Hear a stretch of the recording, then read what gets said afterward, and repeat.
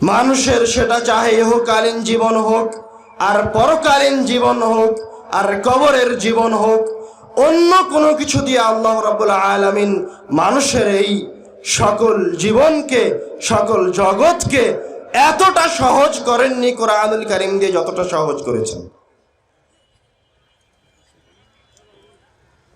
আমি আপনি সূরা ফাতিহা মুখস্থ করেছি, নাস ফালাক ইখলাস মুখস্থ করেছি, তো আমার আপনার ধারণা যে সূরা ফাতিহা এই জন্য মুখস্থ করেছি যে সেটা 5 ওয়াক্ত সালাতে তেলাওয়াত করতে হয়। না, সূরা ফাতিহার কার্যক্ষমতা এতটুকুর মাঝে সীমাবদ্ধ নয়। আমার আপনার ধারণা নাস ফালাক শুধু 5 ওয়াক্ত সালাতে তেলাওয়াত করতে হয়, আর কোরআন তেলাওয়াত করতে হয় কোরআন শুনতে ভালো লাগে তাই। এরকম নয়। দুঃখজনক এবং পরিতাপের বিষয় হচ্ছে যেই কিতাব আমার আপনার পরিচয় বহন করে, যে কিতাব আমার আপনার পরিচয় নয়, স্বয়ং মুহাম্মদ সাল্লাল্লাহু আলাইহি ওয়াসাল্লামের পরিচয় গ্রহণ করে, মুহাম্মদ সাল্লাল্লাহু আলাইহি ওয়াসাল্লাম যে নবী, মুহাম্মদ সাল্লাল্লাহু আলাইহি ওয়াসাল্লাম যে রাসূল, তার প্রমাণ কি? তার প্রমাণ হচ্ছে এই কিতাব, তার প্রমাণ হচ্ছে আল কোরআন। আমি আপনি যে মুসলমান, মুহাম্মদ সাল্লাল্লাহু আলাইহি ওয়াসাল্লামের অনুসরণ করি, তার প্রমাণ হচ্ছে এই কিতাব। মুহাম্মদ সাল্লাল্লাহু আলাইহি ওয়াসাল্লাম যে সর্বশ্রেষ্ঠ রাসূল, মুহাম্মদ সাল্লাল্লাহু আলাইহি ওয়াসাল্লামকে হাউজে কাউসার প্রদান করা হলো, মুহাম্মদ সাল্লাল্লাহু আলাইহি ওয়াসাল্লামকে যে শাফাআত করার মতো ক্ষমতা, মর্যাদা প্রদান করা হলো, মুহাম্মদ সাল্লাল্লাহু আলাইহি ওয়াসাল্লাম আসার আগেই যে সকল নবী মুহাম্মদ সাল্লাল্লাহু আলাইহি ওয়াসাল্লামের উপর ঈমান আনয়ন করার ওয়াদা করে গেলেন, এই যে এত এত মর্যাদা মুহাম্মদ সাল্লাল্লাহু আলাইহি ওয়াসাল্লামের, সকল মর্যাদার পিছনে যে রহস্য আছে সেটা হচ্ছে এই কিতাব আল কোরআন। বুঝতে পারেননি কথা? আমি আপনি যে শ্রেষ্ঠ উম্মত, কিভাবে, কেন? কেননা আল্লাহ রাব্বুল আলামিন আমাদেরকে ওই উম্মত হওয়ার তৌফিক দান করেছেন যে উম্মতের উপর আল কোরআন অবতীর্ণ হয়েছে। আলহামদুলিল্লাহ। আবু মুসা আল আশআরী রাদিয়াল্লাহু তাআলা আনহু থেকে বর্ণিত, তিনি বলেন রাসূল সাল্লাল্লাহু আলাইহি ওয়াসাল্লাম বলেছেন, মাসালুল মুনাফিক আল্লাযী ইয়াকরাউল কুরআন কামাসালির রাইহানা রিহুহা তাইয়িবুন ওয়া তুআমুহা মুররুন। রাসূল সাল্লাল্লাহু আলাইহি ওয়াসাল্লাম বলছেন, কোন মুনাফিক ব্যক্তিও যদি এই কিতাব তেলাওয়াত করে দুনিয়াবী জীবনে, তাহলে ওই মুনাফিকের উদাহরণ হচ্ছে রাইহানা নামক ফলের মতো। রাইহানা নামক ফল কি? যে ফলের অতীব সুন্দর সুঘ্রাণ রয়েছে, রিহুহা তাইয়িবুন ওয়া তুআমুহা মুররুন। এই হাদিস দিয়ে রাসূল সাল্লাল্লাহু আলাইহি ওয়াসাল্লাম বুঝাতে চাচ্ছেন, আমি আপনি মুসলমান হয়ে কোরআনুল কারীম যদি তেলাওয়াত করি, তাহলে তার মর্যাদা, তার ফজিলত আরো কত বেশি হতে পারে যদি একজন মুনাফিক কোরআন তেলাওয়াত করে তার ইহকালীন জীবন সুন্দর হয়। কথাটা মনে হয় বুঝতে পারেননি এখন। রাসূল সাল্লাল্লাহু আলাইহি ওয়াসাল্লাম বলছেন, যদি মুনাফিকও কোরআন তেলাওয়াত করে, তাহলে আল্লাহ রাব্বুল আলামিন ওই মুনাফিকের ইহকালীন জীবনকে সৌন্দর্যমণ্ডিত করে দিবেন। তো আমি আপনি তো মুসলমান, আমি আপনি যদি কোরআন তেলাওয়াত করি, তাহলে আমি আপনি কোথায় অবস্থান করব? কোরআনুল কারীমকে নিয়ে আমাদের লম্বা আলোচনা ছিল, তার মাঝে থেকে, আলোচনার মাঝে থেকে আমি কয়েকটা গুরুত্বপূর্ণ হাদিস বলবো, যেহেতু সময় অল্প। তার প্রথম হাদিস হচ্ছে عن ابن عباس رضي الله تعالى عنه قال قال رسول الله صلى الله عليه وسلم ইবনু আব্বাস রাদিয়াল্লাহু তাআলা আনহু বলছেন, রাসূল সাল্লাল্লাহু আলাইহি ওয়াসাল্লাম বলেছেন, ইকরাউল কুরআন, তোমরা কোরআন তেলাওয়াত করো। ফাইন্নাল্লাহা তাআলা লা ইউআযযিবু কলবান ওয়াল কুরআন, কেননা আল্লাহ রাব্বুল আলামিন ওই আত্মাকে, ওই ব্যক্তিকে কোনো দিন আযাবের সম্মুখীন করবে না যে আত্মা, যে ব্যক্তি কোরআনুল কারীম মুখস্থ করেছে। সুবহানাল্লাহ। তারপরে রাসূল সাল্লাল্লাহু আলাইহি ওয়াসাল্লাম বলছেন, ওয়া ইন্না হাযাল কুরআনা মা'জাবাতুল্লাহ ফামান দাখালা ফীহি ফাহুয়া আমিন। আর এই কিতাব হচ্ছে মা'জাবাতুল্লাহ, এই দুনিয়াতে, এই জমিনে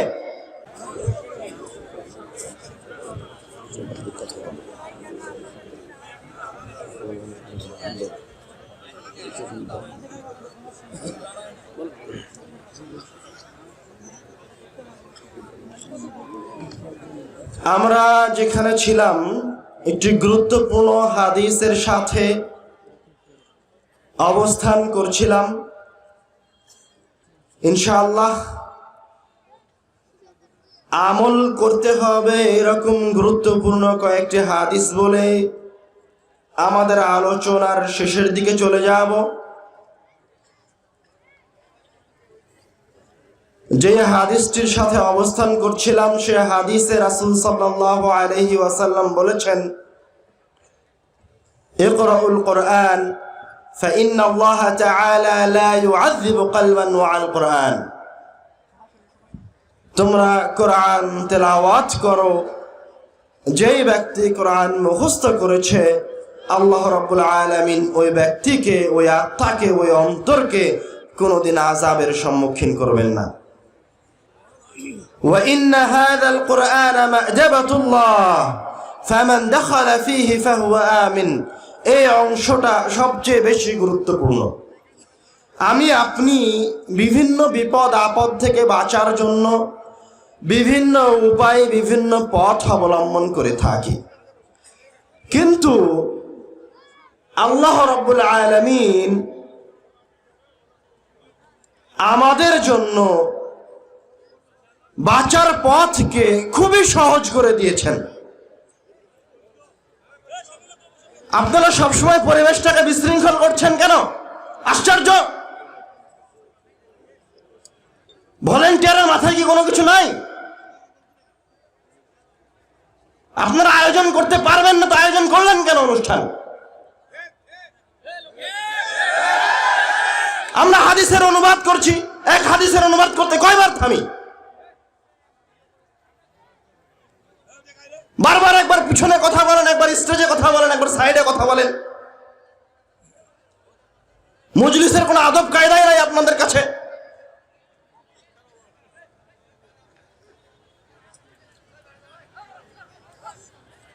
খবরদার, যারা একজন আরেকজনকে নিষেধ করছেন তারাও এখন চুপ থাকেন। যারা একজন আরেকজনকে নিষেধ করছেন তারাও চুপ থাকেন। যে যেখানে আছেন সেখানেই সেইভাবেই চুপ থাকেন। রাসূল সাল্লাল্লাহু আলাইহি ওয়াসাল্লামের শানে খেলাফ করিয়েন না। আমার শানে খেলাফ করেন, কোনো আপত্তি নাই। আমি যাওয়ার সময় আপনারা হয়ে হট্টগোল করেন, আমার কোনো আপত্তি নাই। আমি রাসূলের হাদিসের অনুবাদ করছি, আপনি চিল্লান কিভাবে?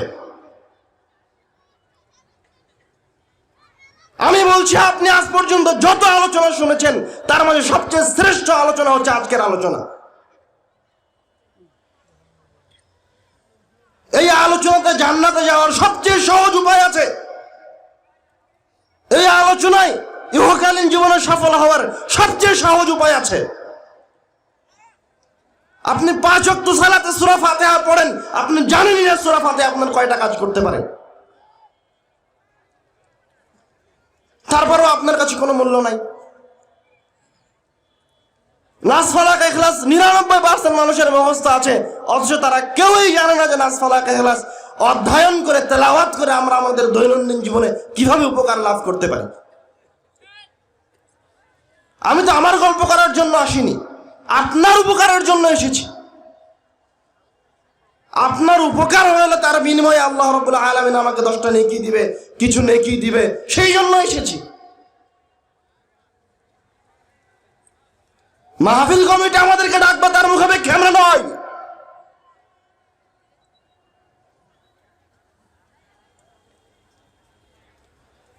আমরা বলছিলাম আল্লাহ রাব্বুল আলামিন রাসূল সাল্লাল্লাহু আলাইহি ওয়াসাল্লাম আমাদের জীবনকে সহজতর করার জন্য, বিভিন্ন বিপদ আপদ থেকে বাঁচার জন্য বিভিন্ন সময় বিভিন্ন সূরা দিয়েছেন, বিভিন্ন সময় বিভিন্ন ইবাদতের কথা বলে দিয়েছেন। আমরা এখন একটা গুরুত্বপূর্ণ হাদিসের দিকে যাই। عن أمامة الباهلي رضي الله تعالى عنه قال قال رسول الله صلى الله عليه وسلم رسول صلى الله عليه وسلم বলছেন من قرأ آية الكرسي دبر كل صلاة مكتوبة لم يمنعه من دخول الجنة إلا الموت।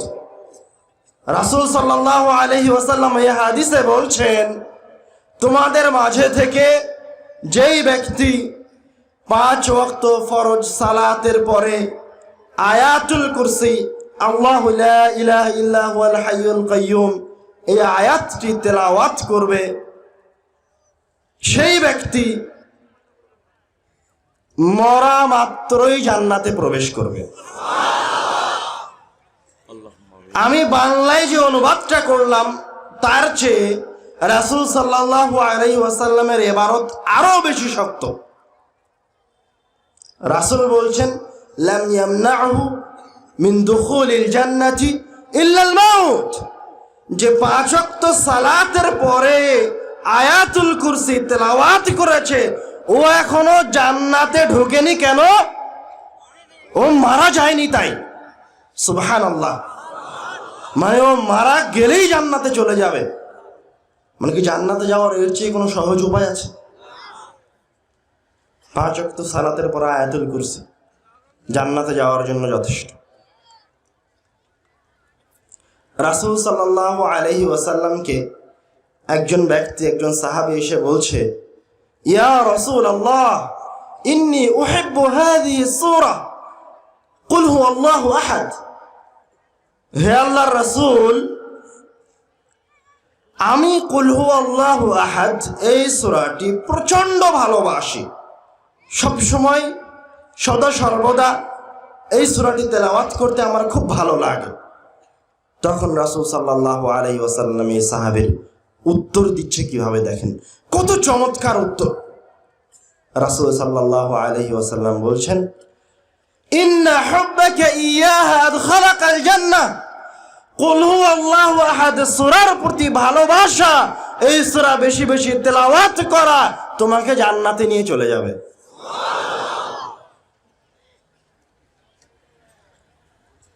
আরেকটা হাদিসে এসেছে রাসূল সাল্লাল্লাহু আলাইহি ওয়াসাল্লাম তার সাহাবীদেরকে জিজ্ঞাসা করছে, আয়াজুযু আহাদুকুম আন ইয়াকরা ফি লাইলাতিন সুলুসাল কুরআন।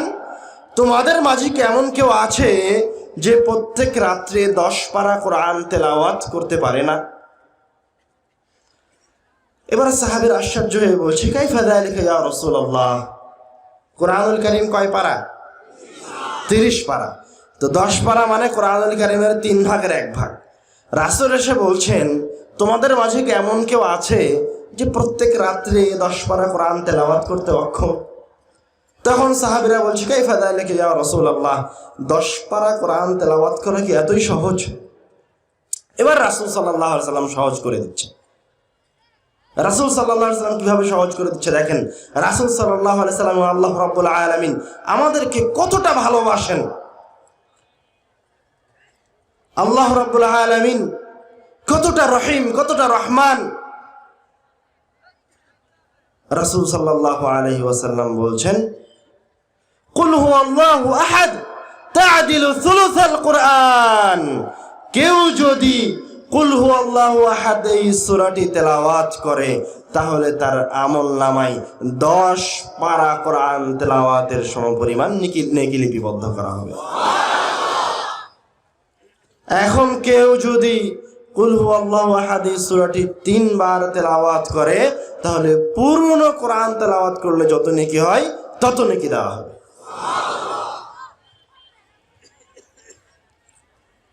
عن عقبة بن عامر رضي الله تعالى عنه قال بينما أنا أسير مع رسول الله صلى الله عليه وسلم بين الجحفة والأبواء। উকবা রাদিয়াল্লাহু তাআলা আনহু বলছে, আমি রাসূল সাল্লাল্লাহু আলাইহি ওয়াসাল্লামের সাথে সফরে বের হয়ে জুহফা এবং আবওয়া নামক দুইটি জায়গার মাঝামাঝিতে পৌঁছেছি। এমত অবস্থায় প্রচন্ড ঝড় শুরু হলো এবং চতুর্দিকে অন্ধকার হয়ে গেল, ভয়ঙ্কর পরিবেশ সৃষ্টি হলো। فجعل رسول الله صلى الله عليه وسلم يتعوذ بأعوذ برب الفلق وأعوذ برب الناس। এই রকম ভয়ঙ্কর কঠিন পরিস্থিতি থেকে মুক্তি পাওয়ার জন্য রাসূল সাল্লাল্লাহু আলাইহি ওয়াসাল্লাম আল্লাহ রাব্বুল আলামিনের দরবারে কুল আউযু বিরাব্বিল ফালাক আর কুল আউযু বিরাব্বিন নাস এই দুইটি সূরা পড়ে আকুতি মিনতি করতে লাগলেন, আল্লাহ রাব্বুল আলামিনের কাছে বিপদ থেকে পরিত্রাণ চাইতে লাগলেন এই দুইটি সূরা তেলাওয়াত করে। এবং তার সফর সঙ্গী উকবাকে বলছেন, ইয়া উকবা তাআওয়াজ বিহিমা, হে উকবা তুমিও এই দুইটি সূরা তেলাওয়াত করো। ফামা তাআওয়াযা মুতাআওযিযুন বিমিসলিহিমা, কেননা বিপদ থেকে বাঁচার জন্য এই দুইটি দোয়ার মতো, এই দুইটি সূরার মতো অন্য কোন সূরা, অন্য কোন দোয়া নাই। সুবহানাল্লাহ। তাহলে আপনি যখন বিপদে পড়বেন তখন কি করবেন? সূরা ফালাক আর সূরা নাস পড়বেন। কোন সূরার প্রতি ভালোবাসা আপনাকে জান্নাতে নিয়ে যাবে? কুল হুয়াল্লাহু আহাদ সূরার প্রতি ভালোবাসা জান্নাতে নিয়ে যাবে। কোন সূরা একবার তেলাওয়াত করলে 10 পারা তেলাওয়াতের সমান নেকি হয়? সূরা ইখলাস। মাশাআল্লাহ। এখন আরেকটা হাদিসে আসেন, রাসূল সাল্লাল্লাহু আলাইহি ওয়াসাল্লাম বলছেন, মান ক্বারা সূরাতাল কাহফি ফি ইয়াউমিল জুমআহ আদাআ লাহু নূরুন মা বাইনাল জুমআতাইন। যেই ব্যক্তি জুমার দিনে, শুক্রবারে সূরা কাহফ তেলাওয়াত করবে, আদাআ লাহু নূরুন মা বাইনাল জুমআতাইন, তার জন্য যেই জুমায় তেলাওয়াত করলো সূরা কাহফ, ওই জুমা থেকে নিয়ে শুরু করে পরের জুমা আসা পর্যন্ত তার ঈমানের মাঝে, তার ঈমানে একটি নূর প্রদান করা হবে, যার ফলে তার ঈমানটি জ্বলজ্বল করতে থাকবে। এখন যদি কোনো মুমিন বান্দা মনে করে যে তার মৃত্যুটা ঈমানের উপরে হোক, তার ঈমানটা শক্তিশালী অবস্থায় থাক, তাহলে সে কি করবে? কি করবে? প্রত্যেক জুমায় সূরা কাহফ তেলাওয়াত করবে। আরেক হাদিসে আসছে, রাসূল সাল্লাল্লাহু আলাইহি ওয়াসাল্লাম বলছেন, মান হাফিযা 10 আয়াতিন মিন আউয়ালি সূরাতিল কাহফ উসিমা মিনাদ দাজ্জাল। যেই ব্যক্তি সূরা কাহফের প্রথম 10 আয়াত মুখস্থ করবে, আল্লাহ রাব্বুল আলামিন তাকে দাজ্জালের ফিতনা থেকে পরিত্রাণ দান করলেন। সুবহানাল্লাহ। এইভাবে আল্লাহ রাব্বুল আলামিন রাসূল সাল্লাল্লাহু আলাইহি ওয়াসাল্লাম বিভিন্ন জায়গায়, বিভিন্ন আয়াতে, বিভিন্ন হাদিসে কুরআনুল কারীমের অসংখ্য মর্যাদার কথা বলেছেন। রাসূল সাল্লাল্লাহু আলাইহি ওয়াসাল্লাম বলছেন, আল কুরআনু হুজ্জাতুন লাকা আও আলাইকা। কোরআন তেলাওয়াত করে দুনিয়াবী জীবনের সকল সমস্যা সমাধান করে নেওয়া সম্ভব। অনেক হাদিস বাকি থেকে গেল, আমরা বললাম না। আমাদের আলোচনার শেষের হাদিসের দিকে এসে আমরা বলছি যে রাসূল সাল্লাল্লাহু আলাইহি ওয়াসাল্লাম আমাদেরকে কোরআনের শিক্ষাকে বাধ্য করে দিচ্ছেন। কি বলছেন? আল কুরআনু হুজ্জাতুন লাকা আও আলাইকা। কোরআনুল কারীম কিয়ামতের দিনে হয় আপনার পক্ষে সাক্ষী দিবে, নয়তো আপনার বিপক্ষে সাক্ষী দিবে। যে ব্যক্তি দুনিয়াতে কোরআন তেলাওয়াত করেনি, কোরআন পড়েনি, কিয়ামতের দিন কোরআনুল কারীম তার বিপক্ষে দাঁড়িয়ে যাবে। আর যে কোরআন তেলাওয়াত করেছে, কিয়ামতের দিন কোরআনুল কারীম তার পক্ষে দাঁড়িয়ে যাবে, তার জন্য শাফাআত করবে।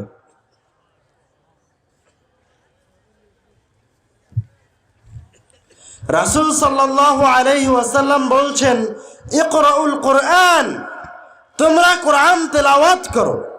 ফাইন্নাহু ইয়াতি ইয়াউমাল কিয়ামাতি শাফিআন লিআসহাবিহি, কেননা যে দুনিয়াবী জীবনে কোরআন তেলাওয়াত করেছে, কিয়ামতের দিন ওই ব্যক্তির জন্য কোরআনুল কারীম শাফাআত করতে উপস্থিত হবে। ইকরাউজ যাহরাওয়াইন, তোমরা কোরআনুল কারীমের উজ্জ্বল শক্তিশালী দুইটি সূরাকে তেলাওয়াত করো, আল বাকারা ওয়া সূরাত আলে ইমরান। উজ্জ্বল দুইটি সূরা কি? সূরা বাকারা, সূরা আলে ইমরান। কেন? فإنهما تأتيان يوم القيامة كأنهما غمامتان أو غيايتان أو كأنهما فرقان من طير صواف। কেননা কিয়ামতের দিন যারা দুনিয়াবী জীবনে সূরা বাকারা আর সূরা আলে ইমরান তেলাওয়াত করেছে, তাদের জন্য সূরা বাকারা আলে ইমরান আকৃতি ধারণ করে সরাসরি মহান রব্বুল আলামিনের সামনে এসে উপস্থিত হবে। তুহাজ্জানি আন আসহাবিহিমা, উপস্থিত হয়ে কি করবে? যেই ব্যক্তি দুনিয়াতে সূরা বাকারা আর আলে ইমরান পড়েছিল, ও যখন বিপদে পড়ে যাবে, পাল্লা ভারী হয়ে গেছে, ওর বাঁচার উপায় বন্ধ হয়ে গেছে, তখন এই দুইটি সূরা ওকালতি করার জন্য চলে আসবে। মুহাম্মদ সাল্লাল্লাহু আলাইহি ওয়াসাল্লাম নবীগণ রাসূলগণের সর্দার। যত কিছু সৃষ্টি করা হয়েছে এই দুনিয়াতে, আসমান এবং জমিনে যত কিছু মহান রব্বুল আলামিন সৃষ্টি করেছেন, তার মাঝে সবচেয়ে সম্মানিত, সবচেয়ে শ্রেষ্ঠ হচ্ছে মুহাম্মদ সাল্লাল্লাহু আলাইহি ওয়াসাল্লাম। উনি যখন শাফাআত করতে আসবেন, তখন শাফাআত করতে আসার জন্য আগে আল্লাহ রাব্বুল আলামিনের পায়ে সিজদায় লুটিয়ে পড়তে হবে। একবার নয়, দুইবার নয়, লুটিয়ে পড়বেন, ছোট হয়ে আকুতি মিনতি করবেন, ভিক্ষা চাইবেন। আর সূরা বাকারা আল ইমরান এর চাইতে কয়েক গুণ, কোটি কোটি গুণ বেশি শক্তিশালী। তুহাজ্জানি আন আসহাবিহিমা, এগুলি হচ্ছে আল্লাহ রাব্বুল আলামিনের কথা, বাণী। আল্লাহ রাব্বুল আলামিনের কাছে পারমিশন নিবে না, সরাসরি মহান রব্বুল আলামিনের মুখের সামনে দাঁড়িয়ে যাবে। দাঁড়িয়ে যে তুহাজ্জানি আন আসহাবিহিমা, মহান রব্বুল আলামিনের সাথে বাদানুবাদ শুরু করে দিবে, তর্ক বিতর্ক শুরু করে দিবে। হে আল্লাহ, অমুক ব্যক্তি আমাকে দুনিয়াতে তেলাওয়াত করেছে, তুমি ওকে জাহান্নামে দিতে পারো না। এইভাবে সূরা বাকারা আলে ইমরান ওই ব্যক্তিকে জান্নাতে নিয়ে যাবে। বুঝতে পারলেন কি সূরা বাকারা আলে ইমরান কত শক্তিশালী? তারপরে রাসূল সাল্লাল্লাহু আলাইহি ওয়াসাল্লাম বলছেন, ইকরাউ সূরাতাল বাকারা, যদি কিছুই না পারো তো অন্তত সূরা বাকারা তেলাওয়াত করো। ফাইন্না আখযাহা বারাকা, সূরা বাকারা যে তেলাওয়াত করতে পারলো, সে মহান রব্বুল আলামিনের বরকতগুলোকে জমা করে নিল তার কাছে। ওয়াতারকুহা হাসরা, আর যে ব্যক্তি সূরা বাকারা তেলাওয়াত করতে পারলো না, সে হচ্ছে হতভাগা, বঞ্চিত।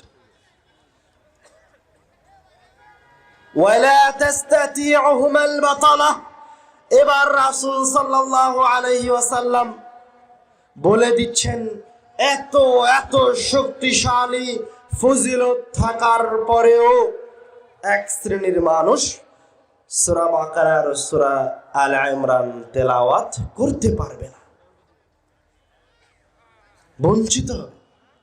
এখানে হাজার হাজার মানুষ উপস্থিত হয়েছে, এই হাদিস শ্রবণ করেছে, কিন্তু এই মজলিস থেকে বের হতে হতে বাদাম আর মিষ্টি আর চকলেট কিনতে কিনতে অর্ধেক মানুষ এই কথাই বলে যাবে যে কোন দুইটি সূরা কিয়ামতের দিন উপস্থিত হবে। তারপরে যখন বাড়িতে গিয়ে ঢুকবে তখন সূরা বাকারা, সূরা আল ইমরান, সূরা নাস, ফালাক, সূরা ফাতিহা, কোন সূরার কি ফজিলত বলেছিলাম একটাও মনে থাকবে না। তো রাসূল সাল্লাল্লাহু আলাইহি ওয়াসাল্লাম এবার আবার কঠিন ভাবে সতর্ক করে দিয়ে বলছে, আপনাদেরকে সতর্ক করে দিয়ে বলছে, ওয়ালা তাস্তাতিউহুমাল বাতালা, যারা অলস অসচেতন তারা এরকম মহান নিয়ামত থেকে, এই মহান শক্তিশালী দুইটি সূরা তেলাওয়াত করা থেকে বঞ্চিত হবে। তো কেউ যদি এই দুইটি সূরা তেলাওয়াত করতে চায় তো ওকে মনোযোগী হতে হবে, সতর্ক থাকতে হবে। যতক্ষণ আলোচনা শুনবেন বাড়ি যাওয়া পর্যন্ত বারবার মাথার ভিতরে ঘোরাতেই থাকতে হবে যে সূরা বাকারা, সূরা আলে ইমরান তেলাওয়াত করতে হবে। সূরা বাকারা, আলে ইমরান কিয়ামতের দিন সাক্ষী দিবে, আমার বিপদের সময় সূরা বাকারা, আলে ইমরান আমার পাশে দাঁড়াবে। এই কথা মাথার ভিতরে ঘোরাতেই থাকতে হবে। এবং সবার আগে আপনাকে যেই কাজ করতে হবে, বাড়িতে গিয়ে হয় এই কথা বউকে, বেটিকে, সন্তানকে শোনাতে হবে, অথবা লেখাপড়া জানা যে মানুষ সে তার খাতায় লিখে রাখবে, তাছাড়া মনে রাখতে পারবে না। এই হাদিসকে আমি আজকে নতুন রচনা করেছি। 1400 বছর আগে, 1450 বছর আগে মুহাম্মদ সাল্লাল্লাহু আলাইহি ওয়াসাল্লাম বলে গেছে। তার মানে কি আমার আগে কেউ বলেনি? শত শত বিদ্বানগণ বলে গেছে। শাইখ আব্দুর রাজ্জাক বিন ইউসুফ 32 বছর ধরে বলছে, তারপরেও আপনাদের জানা নাই, ভুলে গেছেন, কখনো শুনেছিলেন কিন্তু মনে রাখতে পারেননি। শয়তান আপনাদেরকে মনে রাখতে দিবে না। শয়তান হচ্ছে কোরআনুল কারীমের সবচেয়ে বড় শত্রু। দুনিয়াতে যত কিছু আছে তার মাঝে সবচেয়ে বড় শত্রু শয়তানের হচ্ছে কোরআনুল কারীম। কিভাবে বুঝলেন? আপনি যত কাজ করেন, যখনই খাওয়ার শুরু করেন তখন কি বলে খাওয়া শুরু করেন? বিসমিল্লাহ বলে। গাড়িতে ওঠেন বিসমিল্লাহ বলে, কোনো কাজ শুরু করেন বিসমিল্লাহ বলে, কোনো দিকে যান, কোনো বই পড়া শুরু করেন, যা করেন সব বিসমিল্লাহ বলে শুরু করেন। কিন্তু এত মহান কিতাব, যে কিতাবের শক্তির কথা আমাদের কল্পনার বাহিরে, সূরা বাকারা, আলে ইমরানেরই তো শক্তি আমাদের কল্পনার বাহিরে। এই কিতাব তেলাওয়াত করার সময় আল্লাহ রাব্বুল আলামিন বলছেন বিসমিল্লাহ নাই, আগে তুমি শয়তান থেকে পরিত্রাণ চাও। কথা মনে হয় বুঝতে পারেননি,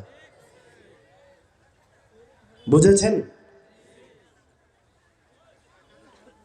সব কাজে বিসমিল্লাহ বলেন, কিন্তু আল্লাহ রাব্বুল আলামিন বলছেন যখন তুমি কোরআন তেলাওয়াত করতে আসবে তখন কি বলো? ফাস্তাইয বিল্লাহি মিনাশ শাইতানির রাজিম। তখন বিসমিল্লাহ নাই, তখন আগে আউযু বিল্লাহি মিনাশ শাইতানির রাজিম বলে শয়তান থেকে পরিত্রাণ চাও। কেননা শয়তান তোমার সবচেয়ে বড় শত্রু।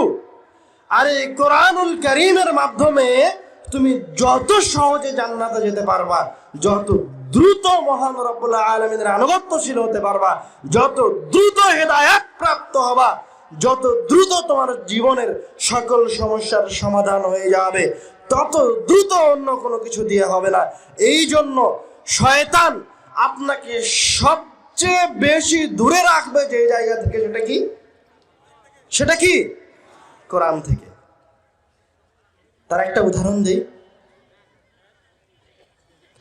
আপনি দেখেন আপনার পাড়াতে, আপনার গ্রামে যতগুলি মানুষ আছে ওরা কোনো না কোনো দলের সাথে সম্পৃক্ত, অধিকাংশই। আবার যে সমস্ত দল আপনাদেরকে আহ্বান করছে, ওরা আহ্বান করার সময় বলছে অমুক দলের ছায়াতলে অবস্থান গ্রহণ করো, দ্রুত সহজে জান্নাতে যাওয়া যাবে। তোমরা আমাদের সাথে থাকো, আমাদের সাথে থাকলে তোমাদের ইহকালীন জীবন সহজ হয়ে যাবে।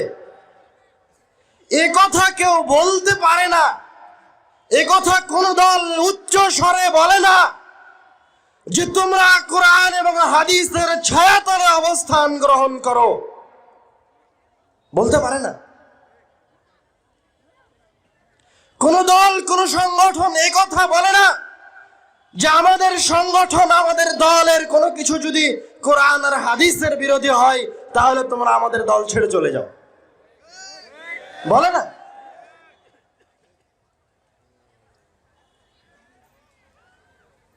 কেউ আপনাদেরকে দ্রুত কোরআনুল কারীমের দিকে নিয়ে আসে না।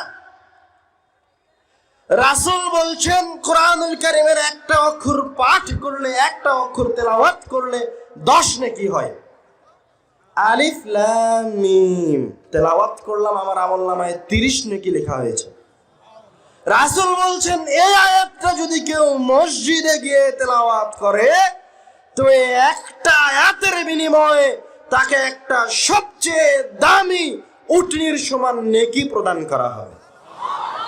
এভাবে যতগুলি আয়াত মসজিদে গিয়ে তেলাওয়াত করবে অথবা যতগুলি আয়াত আরেকজনকে শিখিয়ে দিবে ততগুলি উটের সমপরিমাণ নেকি তার আমলনামায় লেখা হবে। তো হাদিস প্রমাণ করছে মসজিদ হচ্ছে কোরআন তেলাওয়াত করার সর্বোত্তম জায়গাগুলির একটা। হাদিস প্রমাণ করছে মসজিদে গিয়ে মানুষকে কোরআন শিখাতে হবে, অথচ যাকে আপনি, যেই দলনেতাকে আপনি মসজিদের কমিটির সভাপতি করে রেখেছেন, ওর মুখে তো দাড়ি নাই, ওর কাপড় তো টাকনোর নিচে আছে, ও নিজেও কোরআন মাজিদ পড়তে জানে না। আর কোরআন শিক্ষা ব্যবস্থা তো এই মসজিদে বহু দূরের কথা। আমরা দ্ব্যর্থহীন কণ্ঠে বলে যাচ্ছি,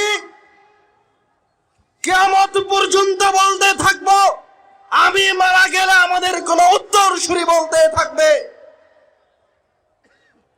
যেই মসজিদ কমিটি মসজিদে মক্তব বাস্তবায়ন করতে পারবে না তাকে হয় নিজে থেকে ইস্তফা দিয়ে চলে যেতে হবে, নয়তো জনগণকে জোর করে ঘাড় ধরে নামাতে হবে।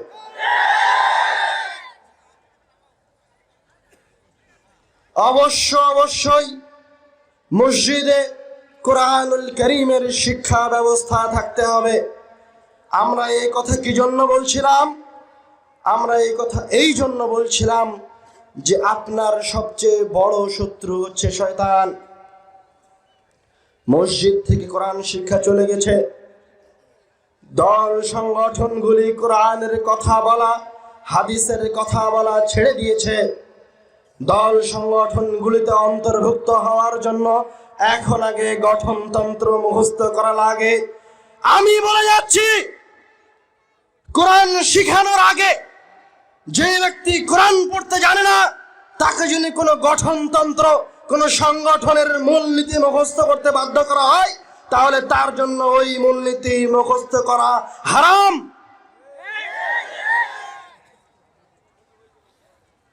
আমরা বলছি শয়তান আমাদেরকে এই কোরআনুল কারীম থেকে বিভিন্নভাবে দূরে নিয়ে গেছে। মসজিদে কোরআনের শিক্ষা ব্যবস্থা নাই। এই এলাকার, এই পাড়ার মুরব্বীগণ, এলাকার মুরব্বী মাতাব্বারগণ এলাকার সন্তানদের কোরআন শিক্ষার ব্যবস্থা করতে পারছে না। এগুলি সব শয়তানের কারসাজি, যেগুলি আমাদের কখনো কখনো আমাদের অবগতির বাহির দিয়ে হয়ে গেছে, আমরা বুঝতেই পারিনি। কেননা আপনি যত দূরে থাকবেন কোরআন থেকে শয়তান তত বেশি সফল।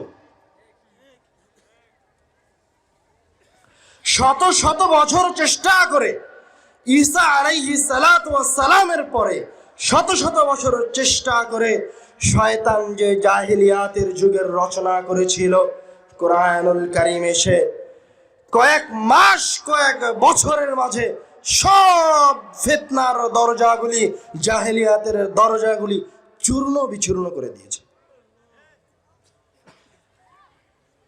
তো আপনি যদি মনে করেন আবারও আমাদের জীবনের স্বর্ণিল যুগগুলি ফিরে আসুক, তাহলে আবার আপনাকে কোরআনের কাছে ফিরে আসতে হবে, কোরআনের শিক্ষা ব্যবস্থা চালু করতে হবে। আল্লাহ রাব্বুল আলামিন আর রাসূল সাল্লাল্লাহু আলাইহি ওয়াসাল্লাম শত শত আয়াতে শত শত হাদিসে এই কথা বারবার বলছেন যে তোমরা কোরআন তেলাওয়াত করো। বারবার, লক্ষবার, হাজারবার বলে রেখেছেন যে কোরআন তেলাওয়াতের মাধ্যমে, কোরআন তাদাব্বুরের মাধ্যমে, কোরআনকে অন্তরঙ্গ করার মাধ্যমে আল্লাহ রাব্বুল আলামিন আপনাদের উপর সকল রহমত, সকল বরকতের দরজাগুলিকে উন্মুক্ত করে দিবেন। আপনি গরিব হয়ে থাকবেন না, মিসকিন হয়ে থাকবেন না। তখন আপনি এখন গরিব, ফকির, হতদরিদ্র, মিসকিন হয়ে আছেন কেন? কোরআন পড়েন না তাই। যেই বাড়ির যেই সন্তান কোরআন তেলাওয়াত করতে জানে না, সে হচ্ছে ওই ফ্যামিলির জন্য বোঝা। যেই এলাকার, যেই দেশের যেই সন্তানগুলি মুমিন মুসলমান হওয়ার পরেও কোরআন তেলাওয়াত করতে জানে না, কোরআনের শিক্ষাকে গ্রহণ করেনি, ওরা হচ্ছে এই উম্মতের জন্য বোঝা, কীট পতঙ্গ, খড়কুটো। ওদের কারণে রহমত অবতীর্ণ হয় না। আমরা আমাদের আলোচনার শেষে এসে আবারও বলছি, কোরআনুল কারীম ব্যতীত, কোরআনুল কারীমকে বাদ দিয়ে যদি কেউ মুক্তির উপায় খুঁজে, তো কোনোদিন মুক্তির উপায় খুঁজে পাবে না। এই জন্য বাধ্যতামূলকভাবে প্রত্যেক ব্যক্তিকে, প্রত্যেক মুমিন মুসলমানকে, প্রত্যেক সন্তানকে, সে প্রত্যেক বয়োবৃদ্ধ বয়স্ক ব্যক্তিকে কোরআনুল কারীম শিখতে হবে, শিখার দিকে এগিয়ে আসতে হবে। কোরআনুল কারীম শিখলে কোরআনুল কারীম ইহকালে উপকার দিবে, পরকালেও আপনার জন্য শাফাআত করতে আসবে। না শিখলে ইহকালীন জীবনেও ক্ষতিগ্রস্ত হবেন, পরকালীন জীবনেও ক্ষতিগ্রস্ত হবেন। আল্লাহ রাব্বুল আলামিন আমাদেরকে কোরআনুল কারীম শেখার এবং কোরআনুল কারীমের বর্ণনা অনুযায়ী জীবনকে পরিচালনা করার তৌফিক দান করুন। আল্লাহুম্মা আমিন।